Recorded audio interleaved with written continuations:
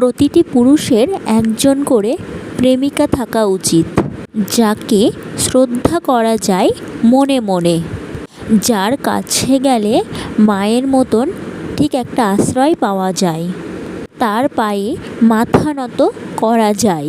যখন প্রচণ্ড কান্না পেলে তার কোলে মুখ লুকিয়ে খানিকক্ষণ কান্না করা যায়। প্রতিটি পুরুষের একজন করে প্রেমিকা থাকা উচিত, যাকে নিজের সন্তানের মতন আদর করা যায়।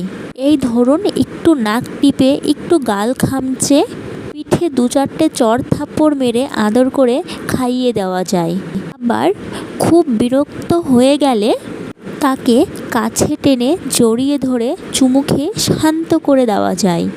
প্রতিটি পুরুষের একজন করে প্রেমিকা থাকা উচিত, যাকে সহচরী বলা যায়, যার সাথে সময় কাটানোর জন্য পুরুষ মানুষটি উন্মুগ্ধ হয়ে থাকে। গোটা দিন তাকে দেখার জন্য পাগলের মতো অবস্থা হয়ে থাকে। একটু নিরিবিলিতে ঘন্টার পর ঘন্টা তার হাতে হাত রেখে সময় কাটানো, একটা আইসক্রিম দুজনে ভাগ করে খাওয়া, রাস্তায় হাঁটতে হাঁটতে একটু জড়িয়ে ধরে, বুকে জড়িয়ে ধরে কপালে একটু আলতো করে ঠোঁটটাকে ছুঁয়ে দেওয়া, ব্যাস এইটুকুটাই চাওয়া, আর কিছু না।